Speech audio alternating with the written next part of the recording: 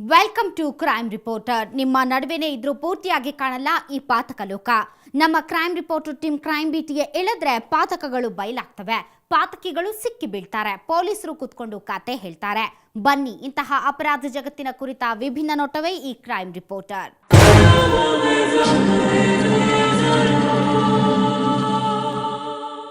ನಂಬಿಕೆನೇ ಜೀವನ. ಯಾರನ್ನು ನಂಬೋದೇ ಇಲ್ಲ ಅಂದ್ರೆ ಬದುಕೋದು ಕಷ್ಟ ಆಗ್ಬಿಡುತ್ತೆ. ಹಾಗಂತ ಎಲ್ಲರನ್ನೂ ನಂಬೋದಕ್ಕೂ ಆಗಲ್ಲ. ಬೆಲ್ಗಿರೋದೆಲ್ಲ ಹಾಲಲ್ಲ, ಹೊಳೆಯೋದೆಲ್ಲ ಚಿನ್ನ ಅಲ್ಲ ಅಂತ ಹಿರಿಯರು ಸುಖ ಸುಮ್ಮನೆ ಹೇಳಿಲ್ಲ. ವಿಶ್ವಾಸಕ್ಕೆ ತಗೊಳ್ಳೋ ಮೊದಲು ಯೋಚಿಸ್ಬೇಕು. ಇಲ್ಲ ಅಂದ್ರೆ ಮಾತಲ್ಲೇ ಮನೆ ಕಟ್ಟಿ ನೋಟದಲ್ಲೇ ಮರಳು ಮಾಡೋ ಚಾಲಾಕಿಗಳು ಮಾಡಬಾರ್ದನ್ನ ಮಾಡಿಬಿಡುತ್ತವೆ.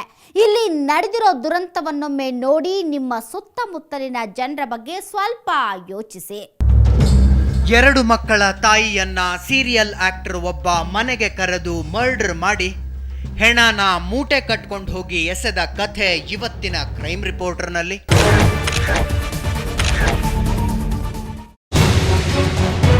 ಕ್ರೈಮ್ ಸುದ್ದಿ ಅಂದ್ರೆ ಮೂಗು ಮುರಿಯೋ ಜನ ಸಾಕಷ್ಟು ಸಂಖ್ಯೆಯಲ್ಲಿದ್ದಾರೆ. ಅದ್ಯಾಕೆ ಬರೀ ಕೆಟ್ಟ ಸುದ್ದಿನ ತೋರಿಸ್ತಾರಪ್ಪ ಇವರು ಅಂತ ಹೇಳೋರಿಗೆ ಅದು ಜನರಿಗೆ ಎಚ್ಚೆತ್ತುಕೊಳ್ಳೋದಕ್ಕೆ ಯಾವ್ಯಾವ ರೀತಿ ಸಹಾಯ ಮಾಡುತ್ತೆ ಅನ್ನೋದು ಗೊತ್ತಿಲ್ಲ. ಮೊನ್ನೆ ಬೆಂಗಳೂರಿನ ವಿಜಯನಗರದ RPC ಲೇಔಟ್ನ ಶ್ರೀರಾಮ್ ಅವರ ಕುಟುಂಬ ಅಲರ್ಟ್ ಆಗೋ ಹಂಗೆ ಮಾಡಿದ್ದು ಟಿವಿಲಿ ಬಂದ ನ್ಯೂಸು. ಆವತ್ತು ಬೆಳಗ್ಗೆ ವಾಕಿಂಗ್ಗೆ ಹೋದವರು ಅನುಮಾನದಿಂದ ನೋಡಿದ್ದು ರಸ್ತೆ ಪಕ್ಕದಲ್ಲಿ ಬಿದ್ದಿದ್ದ ಒಂದು ಮೂಟೆನ.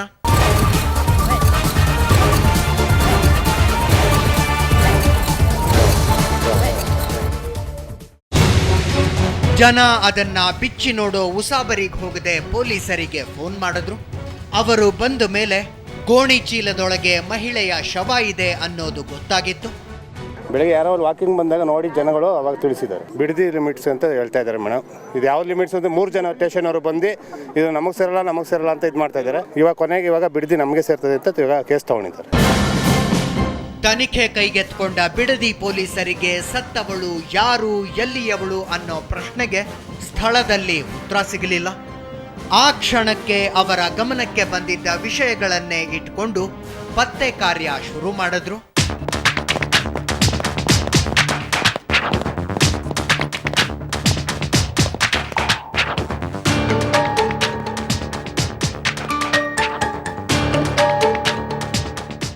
ಸತ್ತು 24 hours ಮೇಲೆ ಆಗಿದೆ.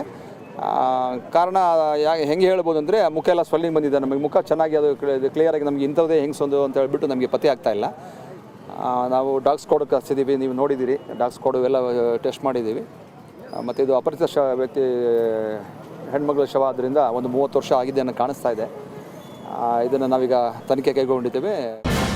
ಪೊಲೀಸರು ಅದ್ಯಾವ ರೀತಿ ತನಿಖೆ ಶುರು ಮಾಡಿದ್ರೋ ಏನೋ. ನಾವಂತೂ ನಡೆದಿರೋ ಅನಾಹುತದ ಸುದ್ದಿ ಬಿತ್ತರಿಸಿ ಈಕೆಯ ಪರಿಚಯ ಯಾರಿಗಾದ್ರೂ ಇದೆಯಾ ಅಂತ ಕೇಳಿದ್ವಿ. ಆಗ ಟಿವಿ ನೋಡ್ತಿದ್ದವರೊಬ್ಬರಿಗೆ ಥಟ್ ಅಂತ ನೆನಪಾದವರು ರಮೇಶ್.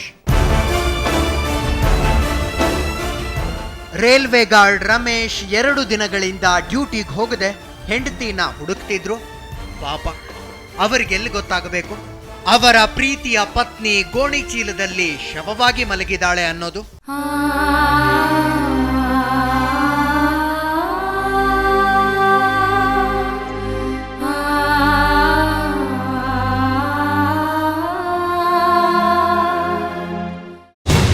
ಆವತ್ತು ಮಂಗಳವಾರ. ಎಂದಿನ ಹಾಗೆ ರಮೇಶ್ ಡ್ಯೂಟಿಗೆ ಹೋಗಿದ್ರು. ಮಕ್ಕಳಿಬ್ರು ಸ್ಕೂಲ್ಗೆ ಹೋಗಿದ್ರು. ಮನೇಲುಳಿದವಳು ಗೃಹಿಣಿ ಸವಿತಾ. ಆಕೆಯ ಜೊತೆಗೆ ಚಿಕ್ಕಮ್ಮನ ಮಗ ಇದ್ದ. ಅವನಿಗೂ ತಿಂಡಿ ಕೊಟ್ಟು ಆಫೀಸಿಗೆ ಕಳಿಸಿದ್ಲು. 12:40 ನಾನು ಡ್ಯೂಟಿಗೆ ಹೋಯ್ತೆ. ನಾವೊಂದು ಟ್ರಾವೆಲ್ಸ್ ಏಜೆನ್ಸಿಯಲ್ಲಿ ವರ್ಕ್ ಮಾಡ್ತಾ ಇರೋದು. ಅಷ್ಟೊತ್ತು ಅವರು ಬಟ್ಟೆ ಒಟ್ಟು ಬಂದರು ಕೆಳಕ್ಕೆ. ಲಾಸ್ಟ್ ಟೈಮ್ ಹೋಗ್ಬೇಕಾದ್ರೆ ಒಂದು ಹ್ಯಾಂಡ್ ಸರ್ಟಿಫಿಕೇಟ್ ಕೊಟ್ಟರು. ಅಷ್ಟೇ ಲಾಸ್ಟ್ ನಾನು ಅವ್ರು ನೋಡಿದ್ದು. ಅದೇ ಲಾಸ್ಟು. ಇನ್ನವಳನ್ನ ಜೀವಂತವಾಗಿ ನೋಡಲ್ಲ ಅನ್ನೋ ಸಣ್ಣ ಕಲ್ಪನೆ ಕೂಡ ಈತನಿಗಿರ್ಲಿಲ್ಲ.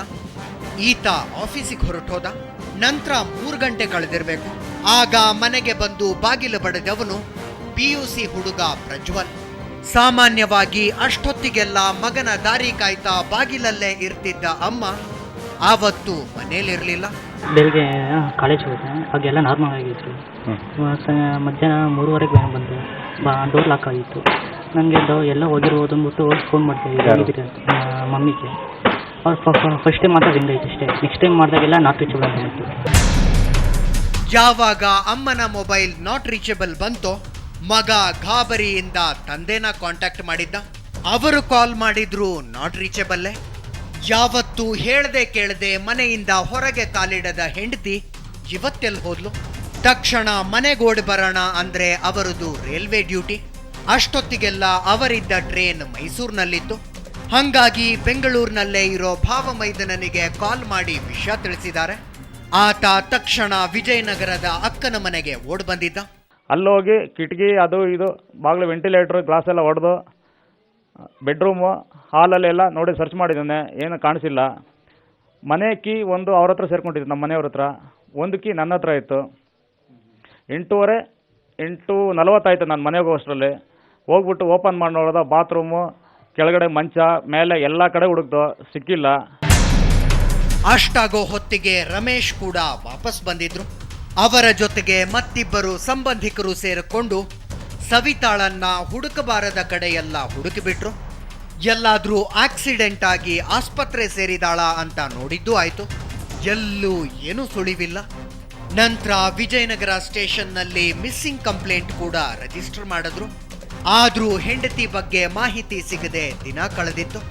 ಅಷ್ಟೊತ್ತಿಗೆಲ್ಲ ಒಂದು ನಿಗೂಢ ವಿಷಯ ಬೆಳಕಿಗೆ ಬಂದಿತ್ತು. ಅಲ್ಲಿ ಮಕ್ಕಳ ಕಣ್ಣಿಗೆ ಮೃತ ಸವಿತಾ ಕಾಣಿಸಿಕೊಂಡಿದ್ದೇ ವಿಚಿತ್ರ. ನೀವು ಅಂಜನಾ ಹಾಕೋದ್ರ ಬಗ್ಗೆ ಕೇಳಿರಬಹುದು. ಅದನ್ನ ನಂಬ್ತೀರಾ ನಂಬಲ್ಲ ಅನ್ನೋದಾದ್ರೆ ಇಲ್ಲಿ ನಡೆದಿರೋ ವಿಚಿತ್ರದ ಬಗ್ಗೆ ಒಮ್ಮೆ ಕೇಳಲೇಬೇಕು. ಸವಿತಾ ಸತ್ತೋಗಿದ್ದಾಳೆ ಅನ್ನೋದು ಅಪ್ರಿಯ ಸತ್ಯ. ಆದರೆ ಅದು ಅವರ ಮನೆಯವರಿಗೆ ಗೊತ್ತಿರಲಿಲ್ಲ.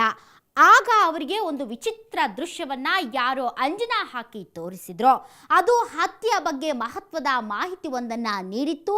ಅದೇನು ಆ ಇಂಟ್ರೆಸ್ಟಿಂಗ್ ವಿಷಯವನ್ನ ಒಂದು ಬ್ರೇಕ್ನ ನಂತರ ಹೇಳ್ತೀವಿ.